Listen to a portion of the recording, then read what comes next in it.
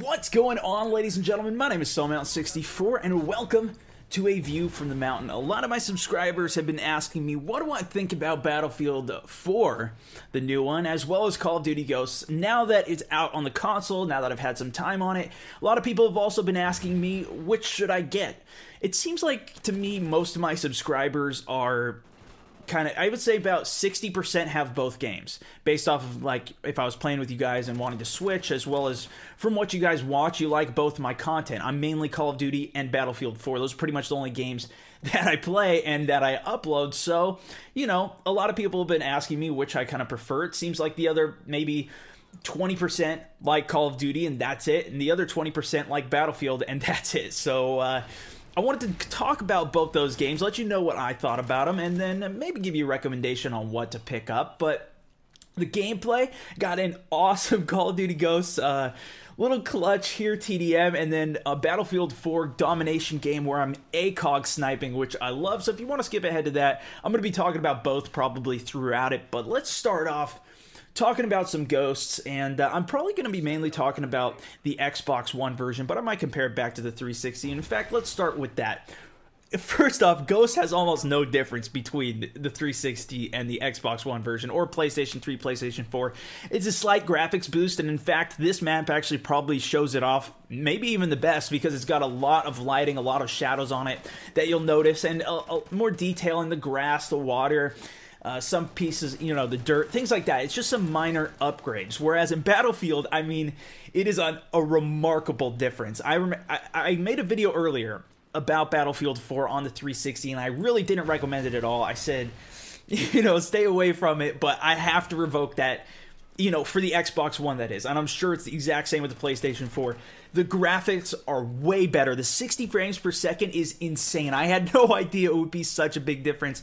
You know, I always hear the PC guys saying that the higher FPS is amazing, and that, you know, playing Battlefield 3 and on the 360 for so long, I was really used to the 30 frames. But when you're on the 60 frames, even the laser sight, you can see it like moving side. If you move really quickly, you can see kind of the delay of it, or the laser of it. Anyways, unbelievable, the graphics improvement. Plus, it can handle a lot more. You can play the large conquest maps 32 versus 32, which is insane. Now, the maps are a little bit large, and they kind of counteract the fact that you have so many people together for the Conquest Large, those 32 versus 32 players. It really doesn't quite feel like it. Although on my last squad, YOLO, we had 8 of us sticking together. And, you know, we also had 2 other squads rallying with us at that Delta objective at one point. And, you know, there's like 20 of us all moving in on one objective at one time. That is a pretty overwhelming amount of people. And there's still another, you know, 40 people somewhere else on the map. Insane. But really love that huge aspect. But even so, the main thing that I like to play in Battlefield 4 is Rush. That's it's a lot more fast-paced.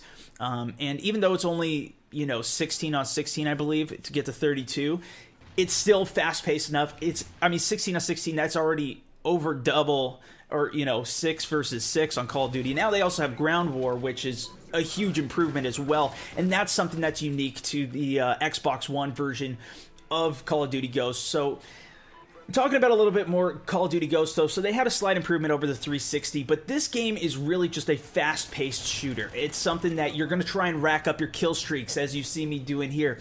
That's just what the game is about. It's a lot more individual. You want to kind of be like, you know, go away, teammates, I want this kill. If somebody steals your kill, you want to punch him in the face, you know? Whereas in Battlefield, you're really working together. You want to be in a squad. You want to have, you know, maybe 3 guys as or healers. You know, they'll just, you know, revive you up, drop a med kit, and then maybe 1 guy with ammo, 1 guy with sniper, and that's your squad. You can get a couple buddies together and really dominate the battlefield. And, you know, if you're playing like in Rush or even in Large Conquest, 5 of you sticking together is a powerhouse team. None of you are really fighting for kills. You're just having a good time trying to maintain objectives, achieve goals, kind of. Call of Duty is a lot more about just kind of winning the game or KD. Those are the two main things. Win, loss, KD.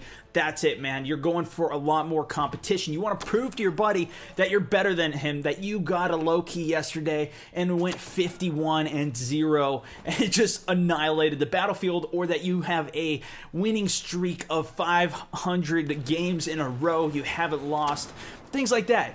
Battlefield's a lot more, you know, you're sticking with teammates, you're having a good time, you're working together, it's a lot more cooperative. When you spawn in Battlefield, you're spawning on your squad mates. You know, they also added a new system, which I really love, where if you see in the bottom left above my name over there with my squad mate Mayo, who's just a random person, but you can work together, and if your squad wipes, you lose those perks. And this one, you have 4 perks. The more things you do as a squad, you get more things. I really like that aspect. And don't get me wrong, I was saying that, you know, you play Battlefield with squads. You don't have to do that by any means. You can also be a lone sniper out in the back.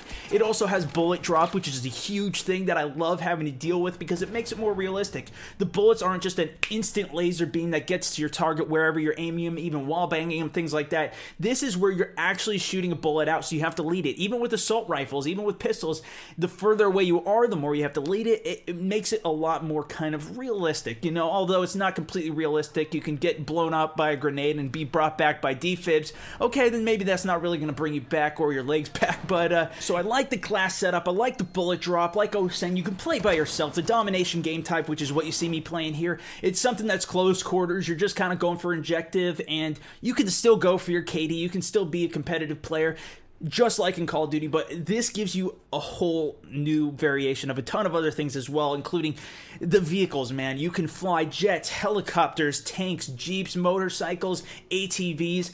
There's really an infinite, and now they added a whole new boat system, which is unbelievably beautiful. Like, if you're playing on Parcel Storm, a big kind of island map, halfway through, it turns into a storm with giant waves that you literally have to, it makes it extremely hard to drive over. You have tank boats, you have jet ski boats, quick boats, a huge amount of variation with vehicles. And like I was just talking about, they have a huge levolution thing. Now, Call of Duty said, you know, we're going to have these dynamic maps, which are going to be pretty great. You know, we have a lot of great dynamic things. You can blow up walls, and it turns out it's like 5 things, and they do the exact same thing every time they blow up. Whereas in Battlefield, you can blow it up in any way that you want to. It depends which side you blow it up on. That's going to create it to fall in a certain direction, or the rubble to be, you know, the debris is going to be different every time. It's insane. You know, generally, you know, if you knock down the skyscraper, it's going to kind of follow the same, but smaller details like blowing out a wall on this map in particular, you can go into the jail cells, put a C4 down and blow a wall or blow a hole in the wall to go to the other side and get a shortcut over to the B side or towards the A side, and it creates a lot. That is truly dynamic, not Call of Duty. That being said, though, I don't think Call of Duty was meant to be a dynamic game. It's got to be something that's set in place for that competitive edge, so you know where everything is exactly all the time. The maps are a little bit smaller, although that is something that a lot of people have been complaining about. The maps are much larger. Traditionally, Call of Duty kind of has 3 main routes that you go on. Super simple kind of setup. Now they made it a little bit more complex with Ghost, almost getting closer towards a Battlefield field. Where, you know, things are a lot more larger, a lot more complex, a bunch of different levels, things like that going on. And the thing is, really, you just have to adapt to it. You just have to get used to it, learn where the spawns are, and try and make the most of it. It's definitely a more difficult game. They kind of balance the support streaks out in Call of Duty, and tried to help it out in that sort of sense with the support, not making it too overpowered like it was in Modern Warfare 3, getting stealth bombers, things like that. But also, Battlefield is a very difficult game as well. It's not something that you're going to go 50-0 or, you know, 55-1 like I was talking about for Call of Duty Ghosts. It's a hugely different feel to it, and you really need to stick together with teammates if you want to be super successful. You see me fast forwarding a lot in this game. There's a lot more lull in the action where people are spawning in, trying to find people. There are no kill streaks that you're really trying to work to unlock. So for 2 games that are so similar, there's really a lot of small differences that I think I laid out pretty well what the kind of biggest contrasts are, and through that you guys should have kind of figured out what kind of player you are. I personally love them both. That's just my style. I gotta switch back and forth. If I'm feeling something different a different day, I like to try something different. If I had to absolutely choose, though, you know, it's a tough call, but I would probably say Battlefield. For the Xbox One, Battlefield takes much more advantage with the larger maps, much more dynamic. There's a lot you can really do, and you can play it for 3 hours solid. Call of Duty, I mean, you could do the same exact thing. Just depends really what kind of player you are, like I said. It's also easier to just go in, play a quick 10-minute game, already have things set up, ready to go, play 2 10-minute games, and you're good. You can be more casual with Call of Duty, I feel. But at the same time, it can get old going for the same kill streaks over and over. Once you kind of figure out how to get them all, you get them a bunch of times. The assault ones, like I said, were kind of disappointing, and that's what I really loved Call of Duty for, was their insane assault kill streaks where you only have 1 life, you get 10 kills in 1 life, then you get a Reaper or a chopper gun or dogs, and you start laying slaughter to the other team. They don't really have that in the new one. So they brought back the KEM strike, but that's so frustrating to get, and that's the thing too. Call of Duty can be a very frustrating game, although Battlefield can too, like I said, because you keep dying, it takes a while to get back into the action, and you can't get those huge kill streaks. I mean, you can get a huge kill streak, but it makes it much more difficult unless you're working with a squad. So, like I said, going back and forth between these, a lot of different comparisons, and I've laid out kind of the positives about both of them. I guess the only negatives I can say, Battlefield, is that it can take a while to get back in the action. Also, it can be a little bit buggy. Trying to get into the games can sometimes be difficult or take a while to load in. Also have some problems with party chat.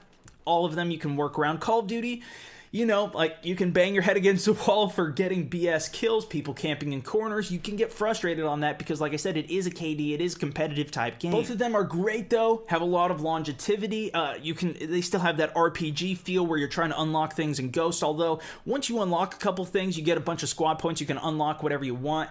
Battlefield, you're really trying to unlock things. You have to try, and it's got a little bit more of an RPG feel, although the levels, when you level up, it doesn't actually get you anything besides more things to unlock. So Battlefield kind of has, I think, a little bit more longevity of a lot of new things that you can experience, but Call of Duty, you can have that repetitive gameplay that's really fun, consistent, and you're trying to do better, trying to improve, and trying to beat your friends as well as other people teaming with your friends. So those are my thoughts about the game. Would love to hear what you guys have, what your reasons are for playing them, or, you know, do you only have one game or the other? That's it for me today, though. If you want to check out the last view from the mountain, you can check out the previous or the recommended for my most recent squad YOLO that I was talking about at the beginning of the video. Thanks so much for watching, though, ladies and gentlemen. This is StoneMount64 signing out. See you guys next time.